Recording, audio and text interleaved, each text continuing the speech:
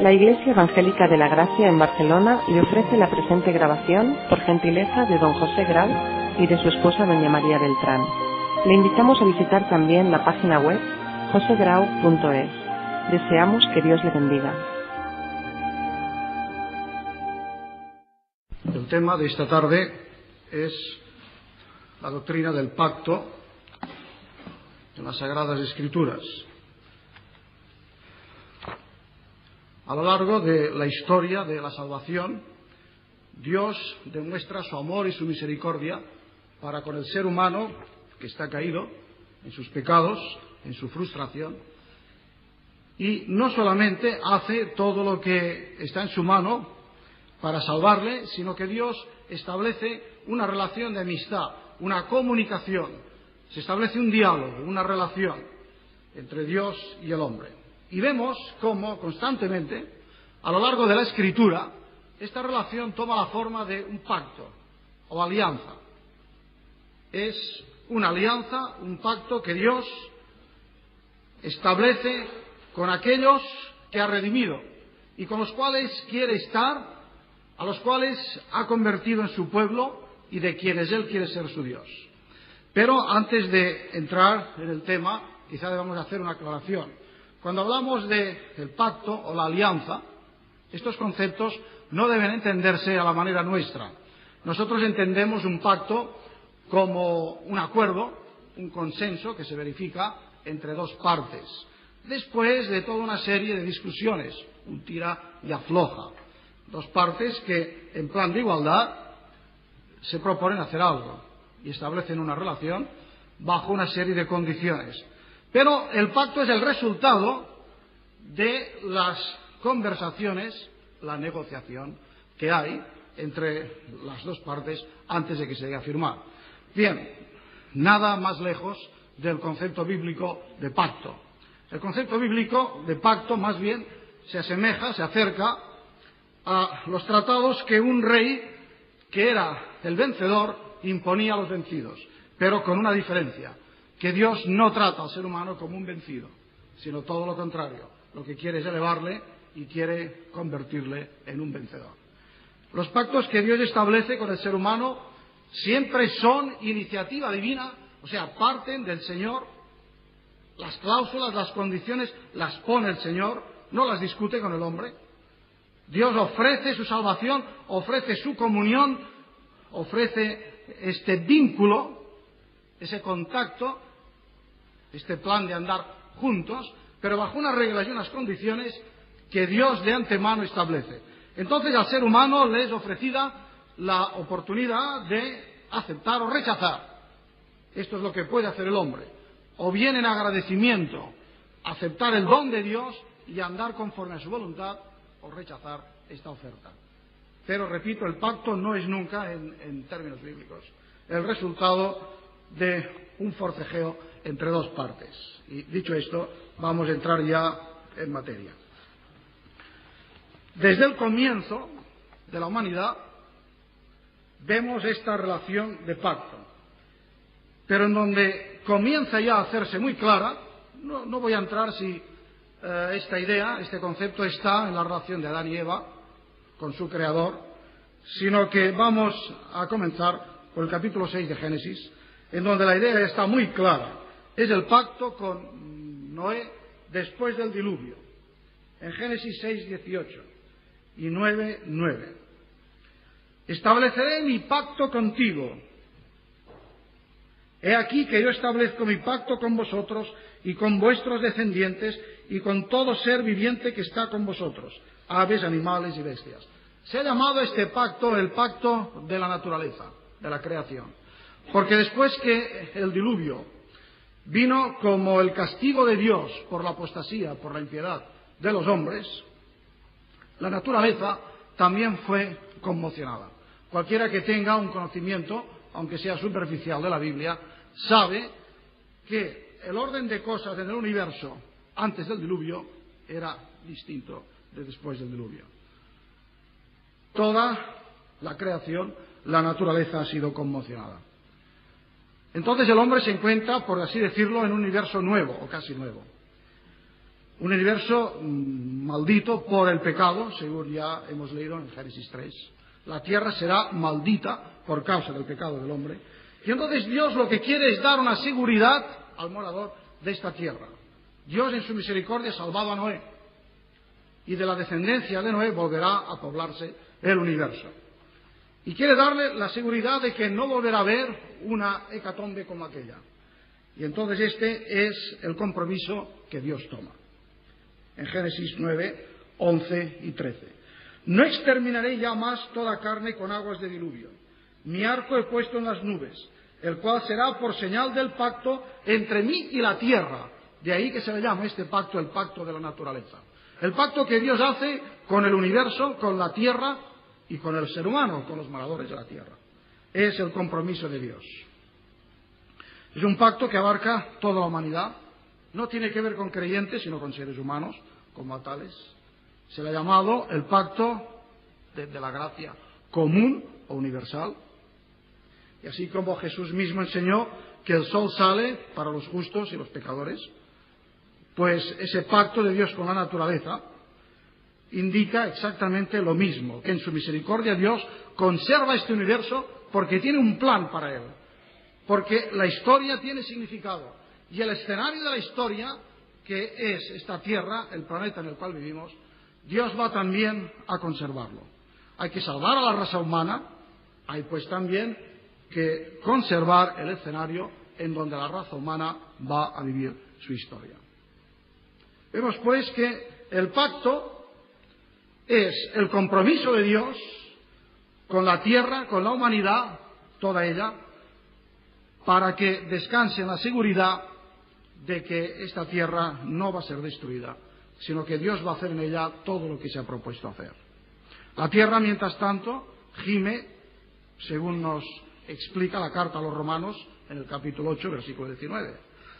Por causa de la maldición que vino a la morada del ser humano debido al pecado, dice que ahora la creación gime a una y espera la manifestación gloriosa de los hijos de Dios. Pero mientras espera esta manifestación del último día, el día de la segunda venida de Cristo, en este universo se libra un combate y se narra, se desarrolla una historia, la historia de la salvación de la humanidad. El pacto con Noé, pues, es un pacto realizado con toda la humanidad, y cada vez que aparece el arco iris en los cielos, aunque este arco iris puede tener y tiene una explicación científica, detrás de ella y por encima de ella está el hecho de que es el recordatorio de que Dios nos ama. Porque aunque todavía este pacto no diga nada de salvación, sin embargo, Dios se propone conservar esta tierra para que se realice en ella la historia de la salvación. El arco iris en el cielo, pues, es una visión muy hermosa a los ojos, a cualquiera que tenga un poco de sentido de la belleza, pero sobre todo, en un sentido espiritual, para nosotros es un gran mensaje. El arco iris empieza a hablarnos ya de que la relación de Dios con el hombre es una relación de alianza o pacto que revela este amor que quiere al ser humano para el Creador. Y vemos también aquí que las características que he anunciado antes acerca de la naturaleza de los pactos, para diferenciar de lo que entendemos nosotros en el lenguaje corriente, serán también aquí, porque el pacto con Noé es incondicional. No se trata de un acuerdo de Dios con los seres humanos, acaba de destruirlos, solamente ha salvado a Noé y a su familia, y vemos cómo todas las condiciones del pacto son impuestas por Dios. Es una gracia, es un pacto que es unilateral. Bien, pero corre el tiempo y vamos a pasar a otro ejemplo, el segundo de los grandes pactos. El pacto con Abraham, en Génesis 12, 15, 17, a lo largo de esta serie de capítulos, Dios aparece a menudo a Abraham y le habla de este pacto que va a hacer con él. En el capítulo 17, del cual se han leído 10 versículos, es significativo que la expresión, el pacto o mi pacto, aparece más de 10 veces, 9 veces, aparece la expresión mi pacto. Dios habla y dice, yo haré mi pacto contigo. En 3 ocasiones se refiere a este pacto como el pacto eterno. He aquí, mi pacto es contigo, y no se llamará más tu nombre Abraham, sino Abraham. El pacto establecido con Abraham, si leéis el capítulo 15, es ratificado con sacrificios, según la costumbre de aquella época. Pero también en previsión y como un anticipo, una sombra de que la relación de Dios con el ser humano será posible a causa del sacrificio, el sacrificio completo de Jesucristo en la cruz. Si leéis luego en casa el capítulo 15, podréis observar una costumbre quizá exótica, extraña para la mentalidad nuestra. Allí se trae una becerra de 3 años, una cabra de 3 años, un carnero de 3 años, una tórtola, un palomino, y se parte estos animales por la mitad y se colocan uno enfrente del otro. Se sabe hoy día, por los datos de la arqueología y la historia, que cuando había un acuerdo, cuando se establecía un arreglo entre 2 personajes importantes, se solía hacer esta partición de animales y luego los dos comerciantes o los estadistas o quien fuera que concertaran el pacto solían atravesar por en medio de los animales que estaban cortados por la mitad y el pasar en medio de ellos y pisando la sangre que derramaban, dicen que entonces esto era como hoy día el equivalente de firmar un documento. O sea, se firmaba el acuerdo, se firmaba el pacto. Bien, aquí un detalle que llama nuestra atención es que cuando se hace esto, luego, no pasan los 2, o sea, Abraham y el Señor, sino que según dice el versículo 17, Génesis 15, 17, sucedió que puesto el sol y ya oscurecido, se veía un horno humeando y una antorcha de fuego que pasaba por entre los animales divididos. En aquel día hizo Jehová un pacto con Abraham. Es el sentido unilateral. Quiere enfatizar la gracia soberana de Dios, de que el pacto aquel descansa sobre la fidelidad de Dios. No depende de Abraham, depende del hombre, del Señor, que en su misericordia lo va a hacer todo para bendecir a Abraham y a su descendencia, y en él a toda la humanidad. Como todos los sacrificios del Antiguo Testamento, repito, son un tipo de sacrificio del Calvario. Ahora, el principal objetivo de este pacto, el pacto con Abraham, es garantizar que en Abraham sean benditas todas las familias de la tierra. Génesis 12, versículo 2 y siguientes. Es un pacto perpetuo, irrevocable, por el cual Dios dice que en Abraham serán benditas todas las familias de la tierra, porque de Abraham vendrá el Mesías, de Abraham surgirá el pueblo escogido, y de su descendencia vendrá la palabra escrita, la Biblia, que será el regalo, el don de la descendencia de Abraham a toda la humanidad, y también la palabra encarnada, el Señor Jesucristo, el sacrificio para salvación del mundo. Por esto en Abraham, en la descendencia de Abraham, serán benditas todas las generaciones. Y por esto se enfatiza que es un pacto eterno. Aparte de las cuestiones de administración, que son temporales, todo lo que está subordinado a la época histórica, pero el objetivo supremo, aquello a lo cual se dirige este pacto, es afirmar la fidelidad de Dios. Dios es fiel y Dios va a cumplirlo y lo cumplirá. Y lo cumplió en Jesucristo. Bueno, en Jesucristo, pero antes incluso en toda la serie de pactos que Dios hace también con la descendencia de Abraham. El tercero de los grandes pactos que aparecen en el Antiguo Testamento es el pacto con Israel o con Moisés, el pacto del Sinaí. Éxodo 19, Éxodo 20. En Éxodo 19:5 leemos: Ahora pues, si dais oído a mi voz y guardáis mi pacto, vosotros me seréis un reino de sacerdotes y gente santa. Situémonos en el contexto histórico. El pueblo de Israel ha sido sacado de Egipto.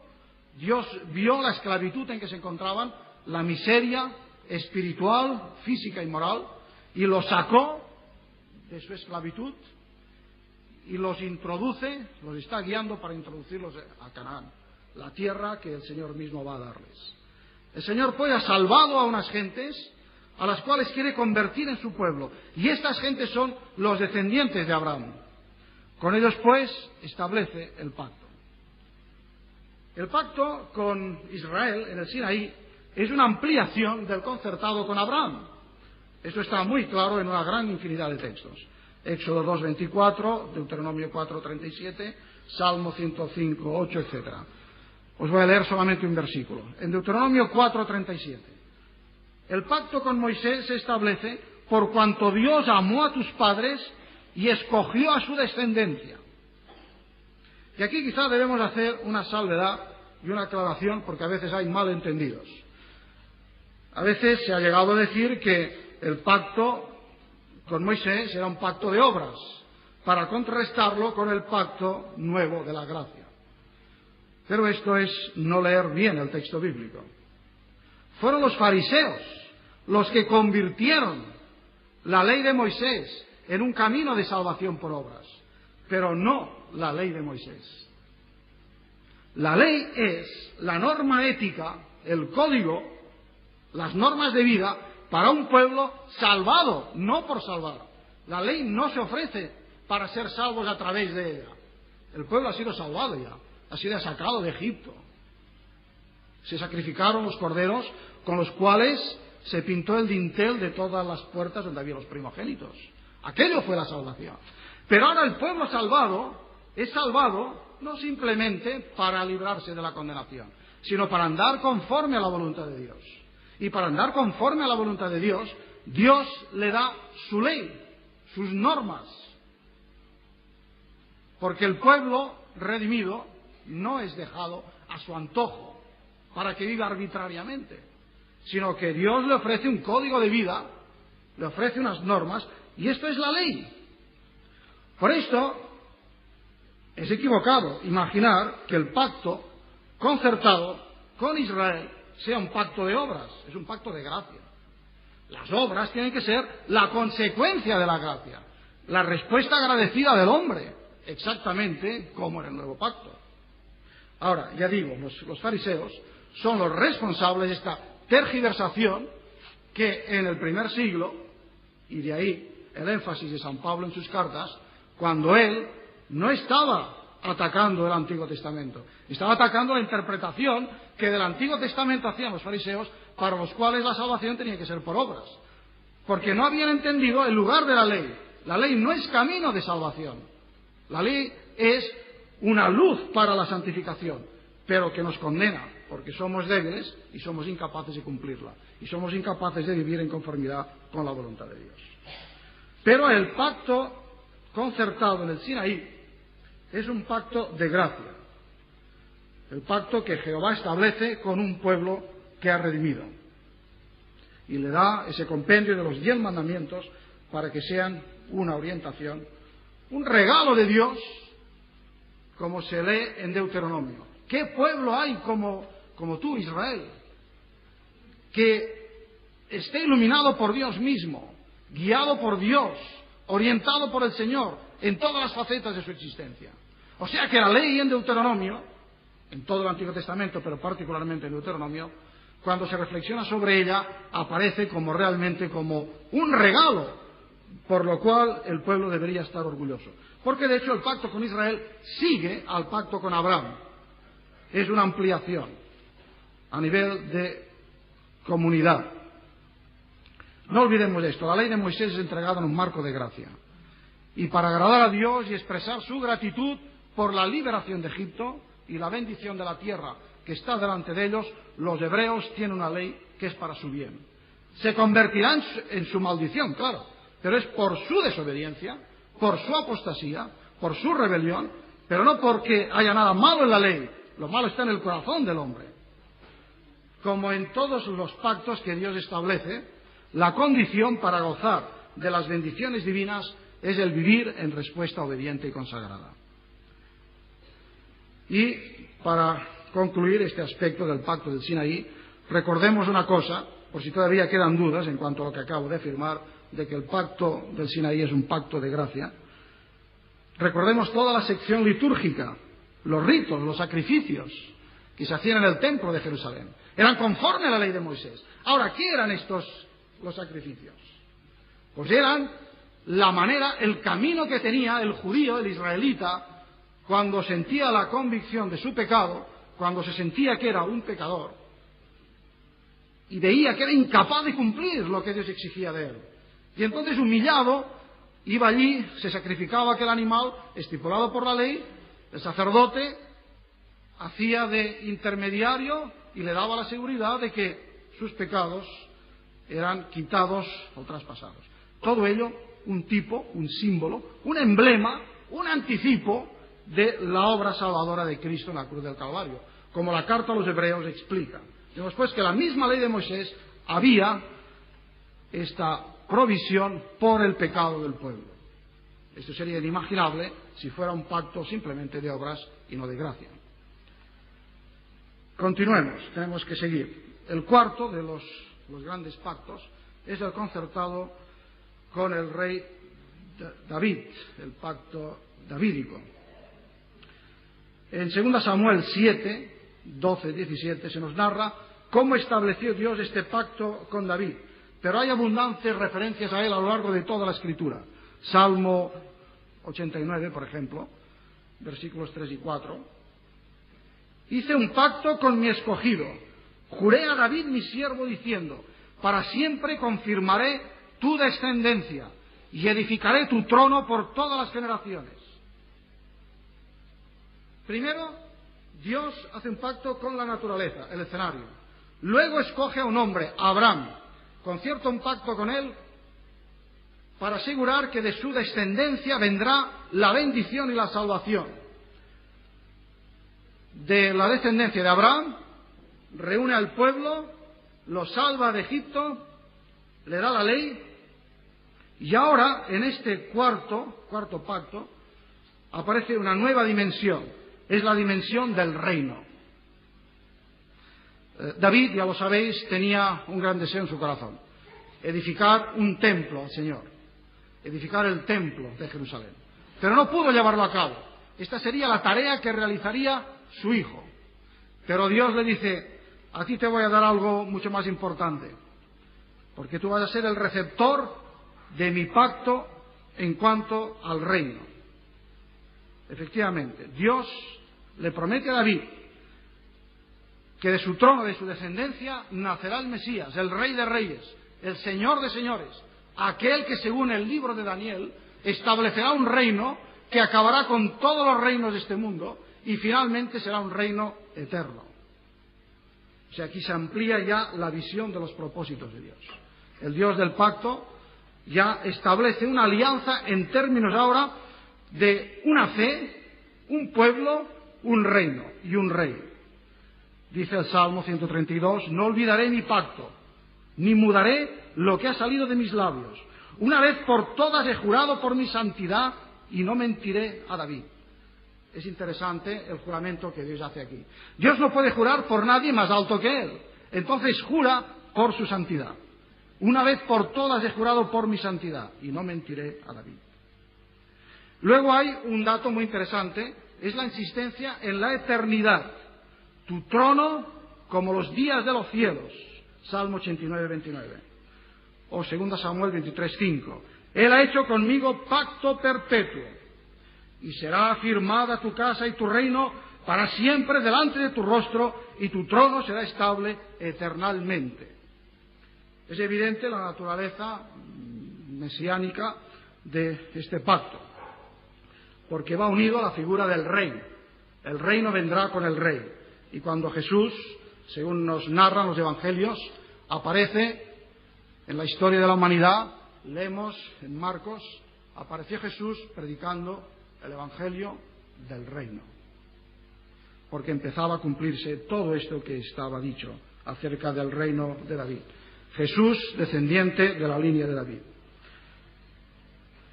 La simiente de la mujer daría luz a uno que sería el Mesías, que vendría por el linaje de Abraham y por la descendencia de David.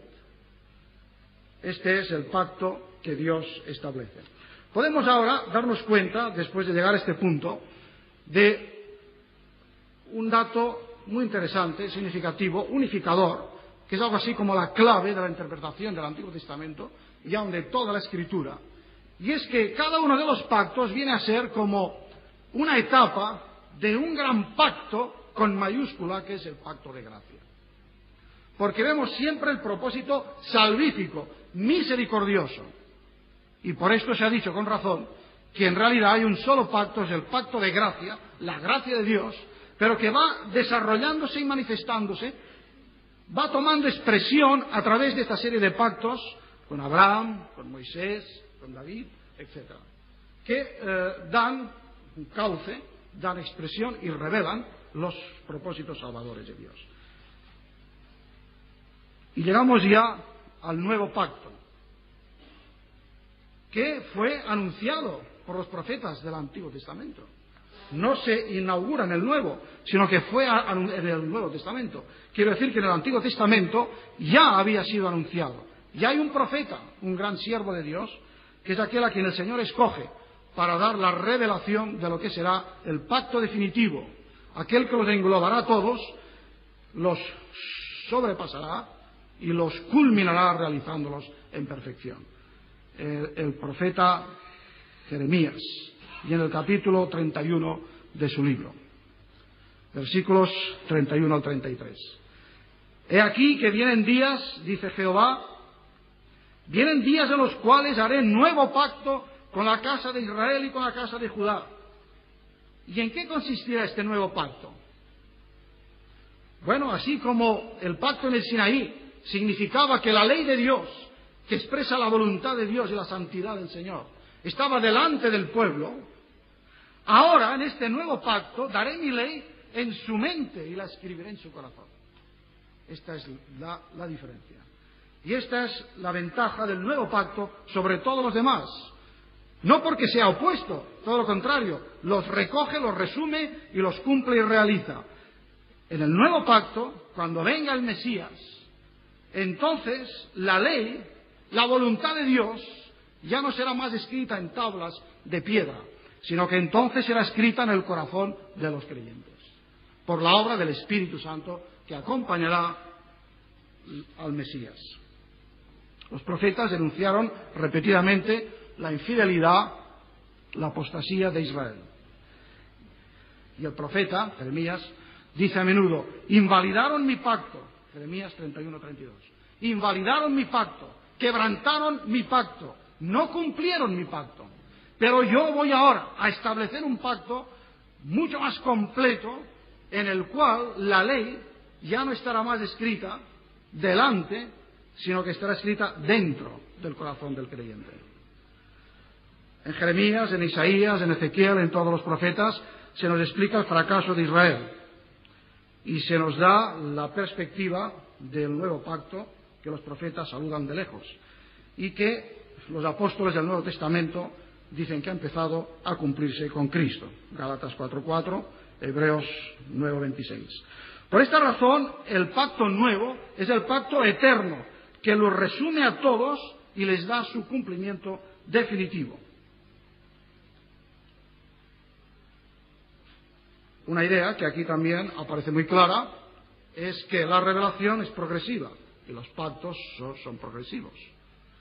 Van de menos a más y van ensanchándose. Es algo así como cuando sale el sol, va surgiendo del horizonte hasta que se coloca e ilumina completamente.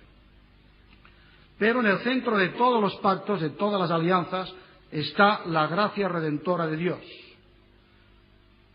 que siempre anuncia su propósito, su finalidad, que es: yo seré a ellos por Dios, ellos me serán por pueblo. Esta es la promesa que Dios establece, que Dios quiere, el fin que Él persigue. El nuevo pacto elevará esta relación de ser Dios, el Dios nuestro, y nosotros el pueblo suyo, a su nivel más alto en Jesucristo, porque Jesucristo va a hacer lo posible. Los judíos habían reducido la idea del pacto o alianza a un círculo muy estrecho, pero en Jeremías, una de las cosas más hermosas que se anuncian, siguiendo ya lo que había sido empezado a decir por Isaías, es que en el nuevo pacto, con la nueva alianza, el Mesías aportará una dimensión universal. Jehová, Dios de Israel, muy bien, pero Jehová ahora será también en Jesucristo el Salvador de toda la humanidad, porque los gentiles son llamados también a la salvación, y toda la humanidad es invitada.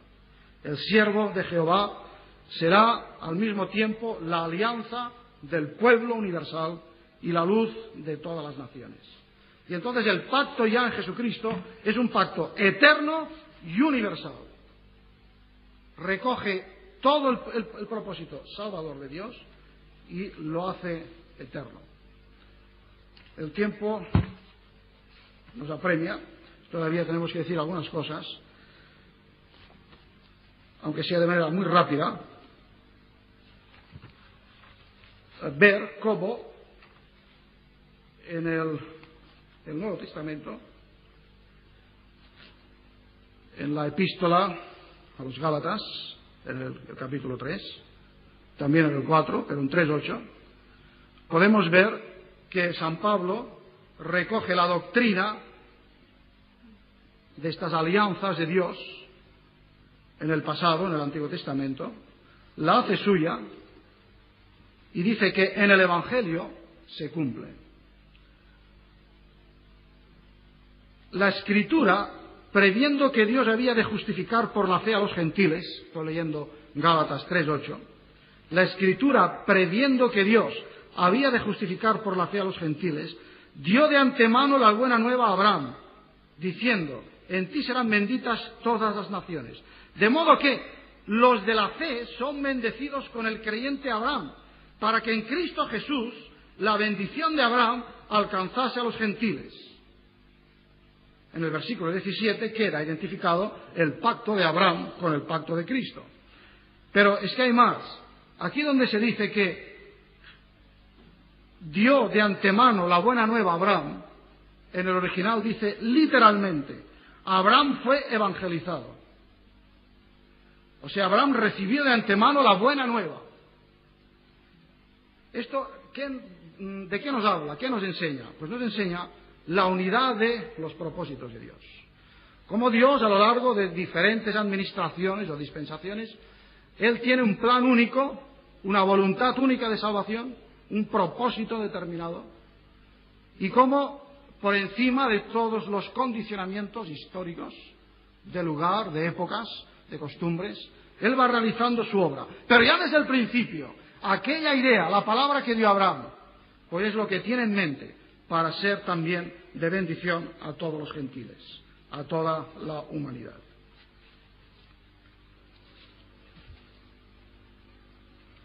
Eso concluye de manera triunfante en Apocalipsis 21, aunque en los próximos días voy a referirme con más detalle a este capítulo. Pero ahora simplemente quiero leerlo para que os deis cuenta de esta unidad de propósitos, esta unidad de la revelación de Dios. Porque si en el principio la promesa fue, quiero que vosotros seáis mi pueblo y yo ser vuestro Dios y estar en medio de vosotros, ahora dice que en la Jerusalén nueva se oía una gran voz del cielo que decía, he aquí el tabernáculo de Dios con los hombres, Él morará con ellos, ellos serán su pueblo y Dios mismo estará con ellos como su Dios. Esta es la realización definitiva, el cumplimiento por toda la eternidad en los cielos nuevos y la tierra nueva del plan de Dios. Un plan que cubre todas las edades y que da sentido a la historia. Porque la historia no tiene otro significado que el que le dan estos textos de la palabra de Dios. De manera que la palabra de Dios nos ilumina, nos guía y nos salva. Y nos comunica esta voluntad salvadora de Dios que quiere tener comunión con nosotros. Bien, soy consciente de que he apretado mucho porque faltaría esclarecer algunos puntos.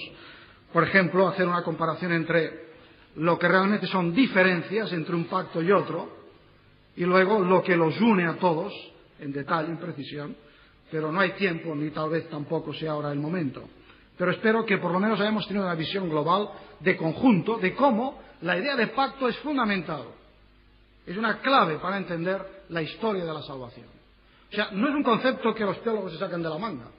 Es algo que cualquier lector humilde, sencillo y sincero saca del texto bíblico. Porque el texto bíblico está lleno de esta expresión. Pero no de la expresión, que esto no tiene mucha importancia, la palabra, sino del hecho, de lo que esconde esta frase. Mi pacto, querer ser vuestro Dios. Esta es la idea. Establecer una relación, una comunión. Por lo cual creo que todo ello tiene una serie de enseñanzas o aplicaciones. Yo aquí he enumerado algunas y con ello voy a concluir. En primer lugar, la primera consecuencia, que ya he dicho algo de ello, es la unidad básica de la revelación. La Biblia son 66 libros, pero es una sola revelación. Es un solo mensaje de salvación. Las diferencias no son contradictorias. Las diferencias que puede haber entre un libro y otro, entre un pacto y otro, entre una época y otra. En todo caso, son complementarias, armónicas. Hay un progreso en la revelación, porque hay una unidad de propósitos divinos. Y Dios no puede ser arbitrario. Dios no puede querer una cosa en la época de Abraham y querer otra en la época de Moisés y querer otra en la época de Cristo. Porque entonces Dios se contradeciría. Y Dios es inmutable. Y Dios es el mismo siempre. Y Dios se ha revelado como un Dios de amor y de gracia. Aquí quizá, entre paréntesis, convendría también aclarar un grave malentendido que a veces se oye de que el Antiguo Testamento es ley, el Nuevo Testamento es gracia. Bueno, el Antiguo Testamento está lleno de gracia, porque si no, no hubiera podido subsistir el pueblo que siguió como remanente fiel. Y en el Nuevo Testamento hay ley, por lo menos si la entendemos como normas. San Pablo mismo dice, yo soy libre, pero cuidado, no que esté sin ley, estoy bajo la ley de Cristo. Cristo además se ofrece en las Escrituras, se presenta, se dibuja su obra como inmolado desde antes de la fundación del mundo. Es ese Dios mismo, el mismo Dios único, con una revelación única. Unidad, pues, del carácter y naturaleza de la revelación y de Dios mismo. Pero eso también nos conduce a otra consecuencia. La unidad básica del pueblo de Dios. No hay dos pueblos de Dios, o tres, o cuatro, o cinco. Hay un solo pueblo de Dios. Hubo un pueblo y hay un pueblo. Y por pueblo de Dios entendemos el pueblo redimido. Hay un texto en la Sagrada Escritura, ya lo he mencionado, voy a repetirlo, Apocalipsis 21, que es del todo significativo sobre el particular. Porque allí aparecen los muros de la Jerusalén de arriba, en los cuales dice que aparecen los nombres de las 12 tribus de Israel. Y luego, a renglón seguido, esto lo dice Apocalipsis 21:12, y luego Apocalipsis 21:14 dice, y los fundamentos de los muros llevan los nombres de los 12 apóstoles del Cordero. Y luego Apocalipsis 15:3 dice que en el cielo se canta un cántico, que es el cántico de Moisés, siervo de Dios, y el cántico del Cordero, al unísono. O sea que aquí no hay dos pueblos de Dios, no hay una meta para un pueblo terrenal y otro espiritual, hay una única meta y un único plan de Dios para su pueblo único, sea judíos o gentiles, con tal que sean salvos por Cristo, por la sangre de Cristo, entregados a Él, viviendo en comunión con Él, y todos cantamos el cántico de Moisés, el Antiguo Testamento y el Nuevo, porque todo es la palabra de Dios. El Antiguo es el anuncio, el Nuevo es el cumplimiento. Y Dios es el esposo de su pueblo, y Dios no tiene dos esposas, Dios tiene una sola esposa, que es la Iglesia, y Cristo es la cabeza de esta Iglesia. En tercer lugar, como una consecuencia o aplicación o enseñanza, la idea de pacto nos enseña que ser salvo no significa solamente tener el perdón de los pecados, aunque lo incluye, lógicamente, sino que ser salvo es un llamado al perdón y a la comunión y al servicio. Quizá por esto el Señor no dijo, id por todo el mundo y haced conversos, sino que dijo, id por todo el mundo y haced discípulos, que incluye al converso, por supuesto, pero abarca mucho más, abarca la idea de la comunión y de la entrega y el servicio. Hemos de desear, por supuesto, el perdón de Dios, pero más que el perdón de Dios, al Dios del perdón. Porque la madurez espiritual, la verdadera espiritualidad bíblica, es superar aquella fase egoísta, aunque de un buen egoísmo, de un sano egoísmo, en que uno busca su salvación, pero llegar a aquel punto en que lo que más ya se quiere y se anhela es la comunión con Dios, con el Dios de la salvación. Gracias, Señor, porque nos has salvado. Pero ahora vamos a deleitarnos en ti. Ahora lo que más deseamos eres tú mismo. Y solo la ausencia de Dios debería ser algo espantoso. Pensar que un mundo sin Dios sería terrible. O sea, llegar a ese punto en que Dios se nos hace tan urgente y necesario que lo que más deseamos es Él mismo, por encima de todo egoísmo. En cuarto lugar, como cuarta enseñanza, la doctrina del pacto en la Biblia nos prohíbe separar al Cristo Salvador del Dios Señor y soberano. El que salva es Dios, Cristo total. Es el mismo que anhela nuestra comunión. Entonces eso va contra una idea que a veces ha circulado de que hoy se puede aceptar a Cristo como Salvador, pero luego dejas para más tarde aceptarlo como Señor. Hoy tienes una experiencia de conversión y más adelante tendrás una experiencia de santificación. Hoy tomas un poquito de Cristo y mañana vas a tomar otro poquito. Esto es antibíblico completamente. Porque este Dios que establece su relación de pacto, se ofrece todo Él, totalmente, el Cristo total, para salvar al hombre total. Y para salvarnos totalmente significa darnos nueva vida, pero también ofrecernos un camino, abrirnos un camino y unas metas nuevas de comunión con Él. Si somos llamados a establecer una alianza con Dios, a ser los aliados de Dios, siervos y compañeros suyos, unidos en relación de pacto, es imposible pensar en términos de yo me acojo a la salvación y no quiero saber ya nada más. Esto es no haber entendido el mensaje bíblico, el mensaje sobre todo cuando viene en el lenguaje de la doctrina del pacto. Como una consecuencia de esto, en quinto lugar, fuera dicotomías gnósticas. Me explicaré. Dios, el Dios del pacto, el Dios que entrega a su Hijo para salvarnos el alma, es el mismo Dios que se preocupa por la naturaleza. Y lo hemos visto en el pacto del diluvio. Y es el mismo Dios que nos dice que nuestros cuerpos son templo del Espíritu Santo. De manera que esto de lo material y lo espiritual, así en pugna, esto es una idea griega, esto no está en la Biblia. Lo que pasa es que nosotros leemos la Biblia con anteojos. Y entonces leemos a veces no lo que dice la Biblia, sino lo que nosotros estamos haciendo que diga la Biblia. Dios se preocupa de toda la existencia, lo material, lo espiritual, el cuerpo, el alma, el hoy, el más allá. Se ocupa de todo eso. Por supuesto que hay una serie de prioridades, hay una escala de valores, por supuesto, esto es indudable. Pero nada es despreciable en su lugar, porque todo lo ha creado Dios. Siempre cuando estudio ese tema me acuerdo de la frase de Lutero, que llevados de muy buena fe, pero equivocadamente, en un falso pietismo, algunos de sus discípulos dijeron que no había ni que cantar, porque eso era poco espiritual. No había que pintar, no había que cantar, no había que... Y entonces él dice, hombre, vamos a ver, vamos a darle toda la buena música al diablo, ni hablar. Dice, la buena música yo la voy a robarla al diablo y se la voy a dedicar a Dios, con ese lenguaje tan pintoresco que tenía él. Con lo cual quería decir, y creo que en conformidad con la doctrina bíblica, que si Cristo es Señor, tiene que ser Señor de todas las esferas de la vida, y que nada le es ajeno. Bueno, pues esto viene a cuento y viene a la memoria nuestra siempre que analizamos la doctrina del pacto.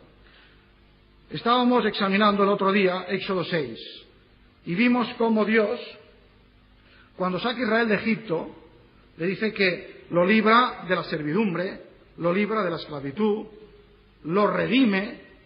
Si nosotros hacemos un análisis de cada uno de estos elementos, nos daremos cuenta de que lo que hace Dios es preocuparse por todas las facetas de la vida de Israel.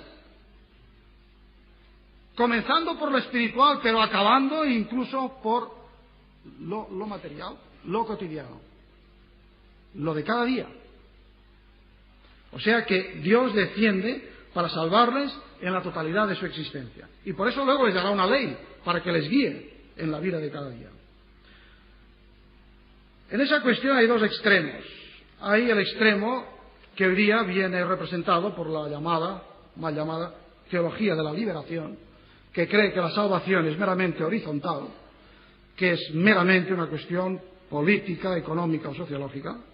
Y el otro extremo, el pietismo escapista, que cree pues que no hay que preocuparse por nada de este mundo y que simplemente hay que esperar ser arrebatados para ir al cielo con el Señor y se acabó. Aquí nosotros no tenemos nada que hacer.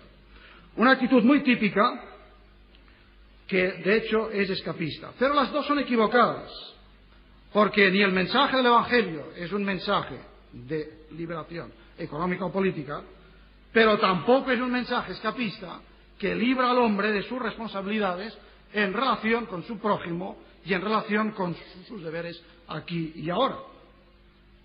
Bien, sobre este punto habría mucho que hablar, pero yo creo que una de las bendiciones del estudio de estos conciertos, acuerdos que Dios hace con el hombre a través de los pactos es este, que Dios se preocupa de todo. Dios se preocupa de sus hijos en todo lo que hacemos las 24 horas del día. Y por esto tal vez Jesús nos enseñó a orar por el pan nuestro de cada día. Que quizá algún súper espiritual se le antojará muy carnal, pero a Jesús no. Jesús creyó que hay que orar y pedir por el pan de cada día. Bien, en sexto lugar, la doctrina del pacto creo que nos da un equilibrio que también se necesita mucho entre lo individual y lo colectivo, porque por medio del pacto se llama a individuos, a Abraham, a David, a seres concretos, pero con vistas a ser de bendición a muchos, al pueblo de Israel, al pueblo nuevo, la Iglesia. El pacto del Sinaí es establecido con toda una comunidad, David un rey con vistas a un reino, es decir, la dimensión personal y la colectiva se armonizan, individuo y comunidad. La fe personal en Cristo, la fe personal en Dios, desemboca en la comunidad, iglesia, reino.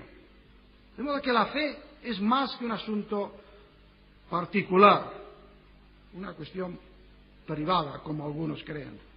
En términos bíblicos, la fe nunca es esto.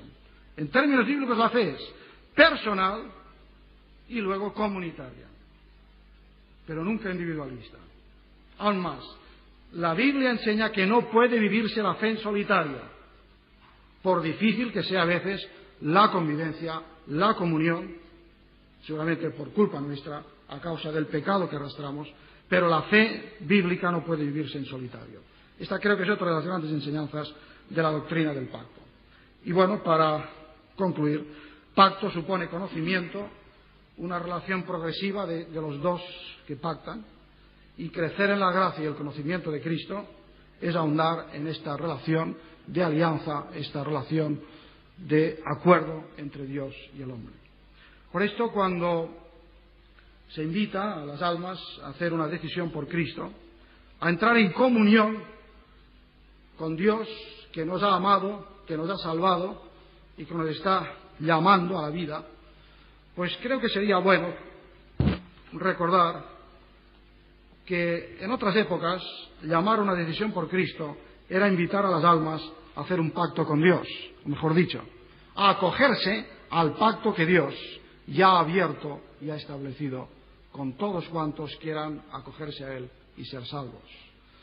Esta concepción de la salvación como un pacto, yo creo que tiene la gran ventaja sobre la simple decisión de eludir la dimensión excesivamente individualista, recordar que la fe no es sólo acogerse al perdón de pecados, sino que es invitación a una nueva vida, a un camino nuevo, a una nueva aventura, a un servicio, a una comunión. Es decir, establece un pacto, es establecer una relación con Dios nuestro Salvador, y una relación con nuestros hermanos, todos aquellos que ya se han acogido a Cristo, que ya son de Él. Porque la Iglesia, el reino, son conceptos comunitarios. Y creo que este aspecto comunitario también nos hace mucha falta volver a resucitarlo, volver a revivirlo, porque forma parte del testimonio de la Iglesia como Iglesia, en este mundo dividido, en este mundo en el cual hay tanta gente que va en solitario y que tiene necesidad de luces que le hablen de comunidades en las cuales brilla el perdón de Dios, brilla la comprensión, comunidades abiertas, en las cuales Dios les está esperando para hacer también su pacto con ellos e incluirlos en el pacto de gracia, de comunión y de salvación. Que Dios nos ayude como Iglesia pues a vivir, no ya a entender, sino a vivir todas las dimensiones en lo personal, en lo comunitario, que brinda esta doctrina del pacto. Que así sea.